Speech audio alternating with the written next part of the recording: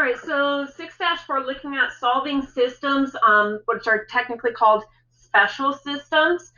There's ways that you need to classify your systems. And the first vocab words that are going to be used is the words consistent versus inconsistent. So consistent means kind of like your stories are consistent, and at one point, at least one point, you will have a solution. Inconsistent means that there are no solutions. So you have parallel lines, they will never touch, they will never agree, they will not intersect. The second set of vocab words are independent and the word dependent. Independent means that the equations are different and the lines don't depend on each other, whereas dependent means you're going to have the same slope and b, so you're basically going to have the same equation, which means the lines are going to overlap. So those systems with one solution are classified as consistent, independent. Consistent because they have the solution, independent because they only meet and have exactly only one intersection. For these to identify them, you should notice that your slopes are going to be completely different of each other, and in graph, they should intersect. For problems with no solutions, they're classified as inconsistent systems. That means that by looking at the equation, you should see that their slopes are the same, however, their b's are different, which goes back to identifying equations of parallel lines. So parallel lines will never intersect, so they are inconsistent because they're no solution. Infinite solutions, which means these lines are constantly touching, so there's constant points throughout this whole time, order pair of solutions that would work. If you were to look at their equations, you should notice that both the slope and the y-intercept, the b, are the same, and these equations overlap. So let's look at a few samples. -1. Your first thing to do when you see a problem like this is to say, can you do this by substitution or elimination? Which one is the easiest? Well, right now I see it says a variable equals something, so I'm going to go ahead and use substitution. That means I'm going to go ahead and take this here, and I'm going to substitute it where the y is. I'm going to rewrite it. So it's 2x minus 5 equals, and then now write the other equation. So I'm setting them equal to each other. Once I have this, now I need to move and isolate the variables. So I'm going to move my number to the right, so plus 5, plus 5. So then I get 2x equals x. Those cancel out. -1 plus 5 gets you plus 4. But now I need to move this x over to this side, so I'm going to subtract an x, subtract an x. That then gets me 1x, which just means x equals, and x equals 4. Now I know what x equals, and I must find out what y equals. In order to do that, I just plug this in to either of the equations. It doesn't matter. So I'm going to plug it into the second one because that just looks like the easiest. So y equals x minus 1. And wherever I see the x, I'm going to plug in the 4. 4 minus 1, y equals 3. So I notice with these equations here that I have the order pair 4, 3. Then I need to describe the solutions. Well, I see that I get exactly only one solution. I see that my equations are completely independent of each other. The slopes are different and the b are different, which means there's only going to be one solution at 4, 3. And if I were to classify it, this would be considered consistent because there is a solution that does work, and independent because there's actually only one solution, one point of intersection, which is at 4, 3. So if you're going to graph these, you want to use your y-intercept, so 0, -5. Then you can use another point, 1, -3. But you should know that you can just use the y-intercept of both of these and then the ordered pair 4, 3, because that's the point of intersection. When you go to connect these, you should have a straight line. If you see a dot that is not part of this straight line, there is probably air. So that is the line for my first equation. For my second one, your start point is your y-intercept, so 0, negative 1, and then we should know that it will intersect at 4, 3. 4, 3. So then my second line here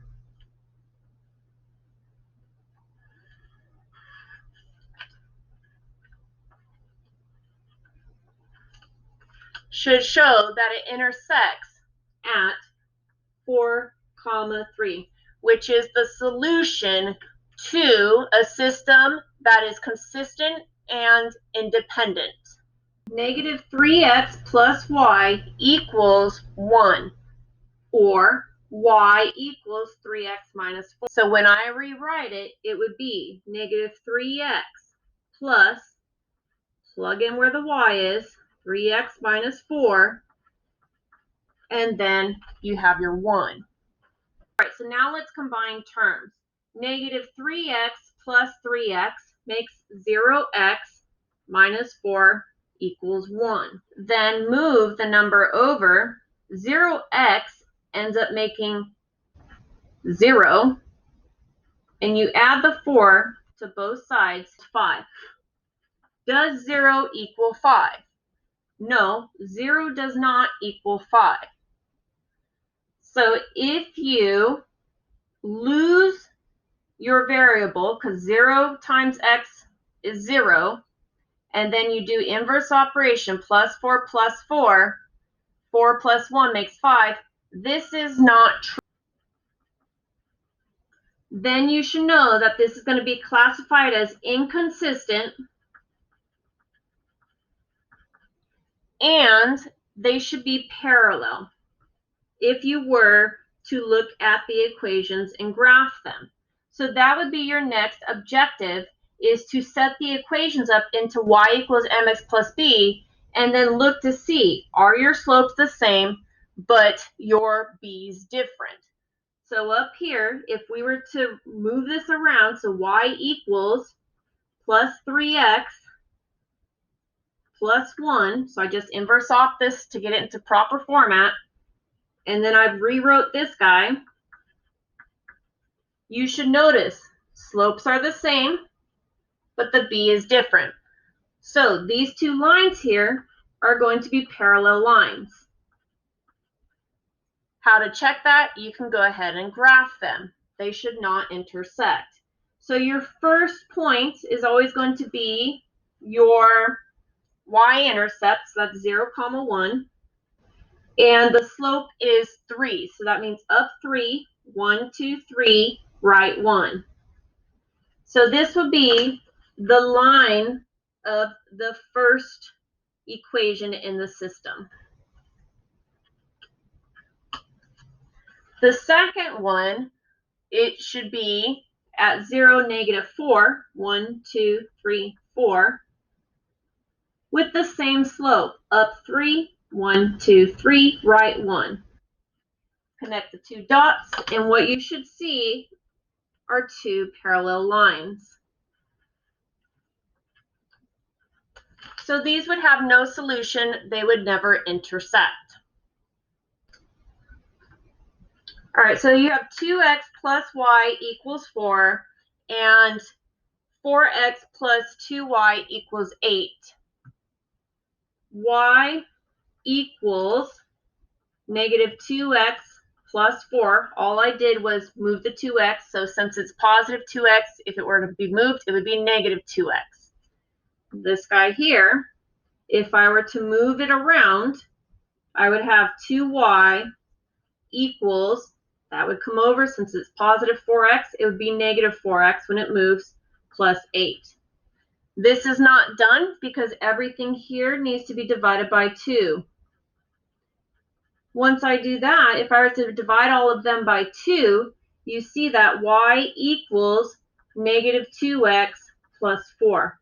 Right now, I see that both equations are exactly the same. So this should be an infinite solutions. It should be consistent dependent. I should see these overlap. But I need to prove that with systems. So let me just go and solve it to see what would happen. So if you were to then plug, again, this into that, you would get negative 2x plus 4 equals negative 2x plus 4. All I did was I plugged this guy where the y is. Now, use inverse operation. Plus 2x plus 2x. That makes 0. That makes 0. Minus 4 minus 4. That makes 0.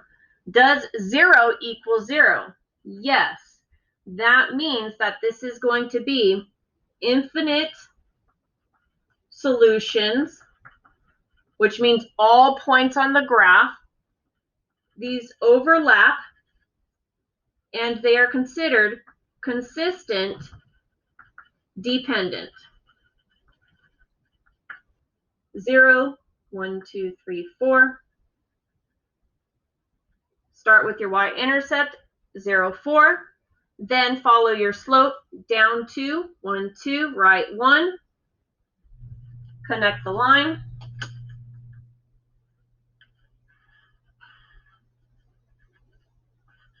Go to the second one. You should notice it's the same thing. So I'm put the dot there again. And then I'm just going to go over it again to exemplify that these are overlapping. Michael walks on a treadmill at 4 miles per hour. He has walked 2 miles when Luke starts running at 6 miles per hour. If their rates continue, will Luke's distance ever meet Micah's? Explain. So Micah's equation is y equals, you have to go back into the word problem and find out where is that rate. I see the rate is at 4 per means multiply per hour. And he has already done 2. So that means y equals 4 is the rate, that's your slope, per hour, which is your x. So your x is representative of hours. And he has already done 2 miles at the start of Luke. Luke's equation is y equals, and he does 6 miles per hour, 6x. And then they want to know if they're ever going to equal. So 4x plus 2 equals 6x. So all I'm doing is evaluating. Now I know I need to get x by itself, and I need to remember x is representing the hours. All right, so to do that, I'm going to go ahead and move 4x over here since the 6x is already over there. So minus 4x minus 4x. So 2 equals 6 minus 4 is 2x. Now I need to get x by itself. So since times 2, divide by 2, divide by 2. X equals 1. So y equals 6 times 1, and y equals 6. And 6 is representing the full distance that they will get. So the answer to this would be yes,